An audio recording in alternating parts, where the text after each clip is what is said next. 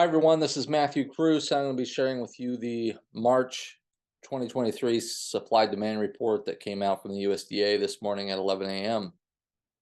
I'll let you read through this disclaimer quickly. Futures trading does involve risk.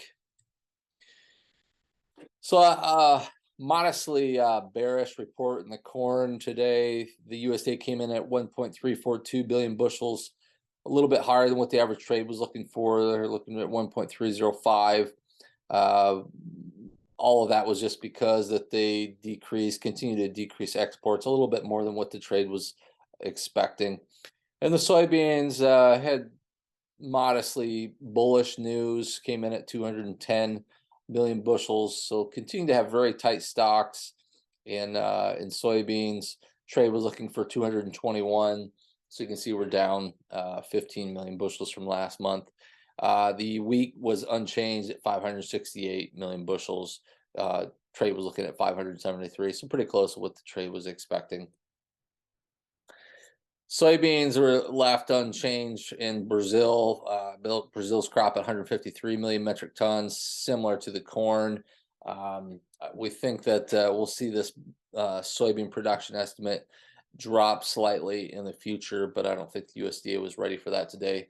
And we don't have any issue with the corn production estimate in Brazil at this time. The trade was looking pretty closely to see what the Argentinian numbers were going to be, specifically how much that the USDA was going to reduce those. And they did not disappoint. They did make those reductions, probably a little bit less than what the average trade was looking for, actually. So you can see last month we were at 47. And they reduced Argentina soybeans all the way down to 33 million metric tons.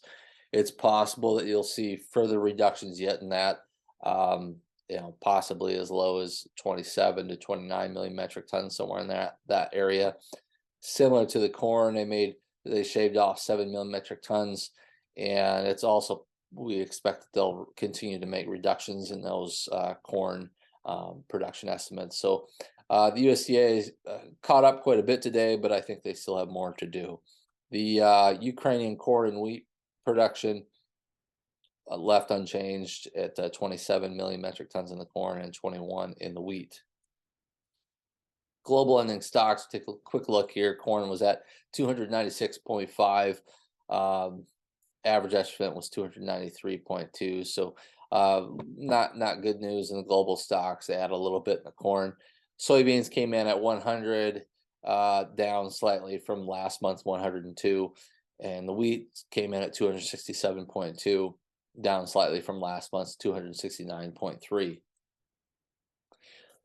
Looking at the corn balance sheet, the only change that was made was a reduction in the exports by 75 million bushels. I think the trade was looking for 25 million, maybe 50 million at the most, and the USDA shaved that off by 75. And so I think that's why you're seeing kind of a negative reaction to that in the markets today. So not a huge amount, but a little bit more than what the trade was expecting. And so we have to add those, then increases our ending stocks by 75 million bushels. That's how we get from this 1.267 to this 1.342 billion bushel level.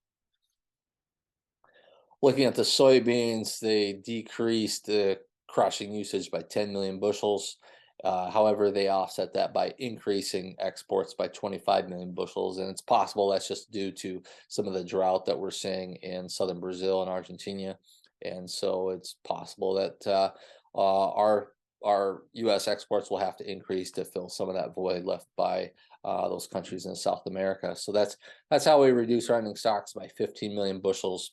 Takes us from this 225 million down to this 210 million bushels. Wheat was left completely unchanged, no changes. They kept the ending stocks at this 568 million bushel level. So still pretty tight for wheat, but the market at the moment is down again. Taking a look at the charts, this is new crop corn. You can see it's pretty ugly here. This is not the close, but you can see here at one point we were down over 8 cents today in new crop. We kind of traded sideways, made a little coil, and it looks like we're making another move lower here in new crop corn. In the soybeans, It did have another good run. Soybeans are, I think have a lot better outlook than the corn does. But we have sold off the high here pretty good, but we're still up. Um, we're up 7 cents at the moment in May, and up 3 cents in new crop. So, um, I think soybeans have a little bit more bullish story to tell than corn. So as ending stocks are still pretty tight, but it looks like we're slowly starting to add on to the ending stocks in corn. And here you can see wheat, we're just continuing to, wheat just cannot catch a break no matter what happens. We're down another 12 cents here at the moment, but it's not the close. Um, it looks pretty oversold to me, but I don't know if the funds have been piling in this and pushing the market lower, but you just can't get anything going here to the upside. If you're a bull, you're going to point to, the inflation is eventually going to be pivoting here in 2023. You talk about the drought in the Western Corn Belt continues to linger.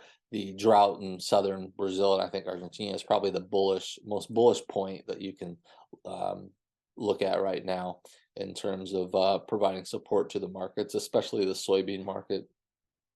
If you're a bear, you're going to point out that the corn exports continue to erode, and there's no telling that they can continue to move lower yet. And so, um, hopefully this is the time of the year that China is supposed to come in and begin buying more of our grain.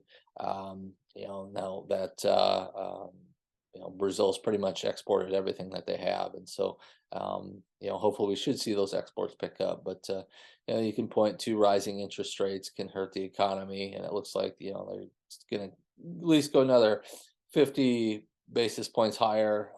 If not a full basis point, full 100 basis points. China consumption has been slowing. Looks like they're continuing to buy more from Brazil than they're buying from us. Um, and and there's talk that a corn acres going to be at least 91 million acres, and some people are speculating could be up to 94 million acres. And so that'll have a pretty bearish impact on the market if that happens. As always, I want to thank you for watching. Feel free to subscribe to our YouTube channel and give our brokers a call. If you have any questions, call it 712-227-1110. Thank you and have a nice day.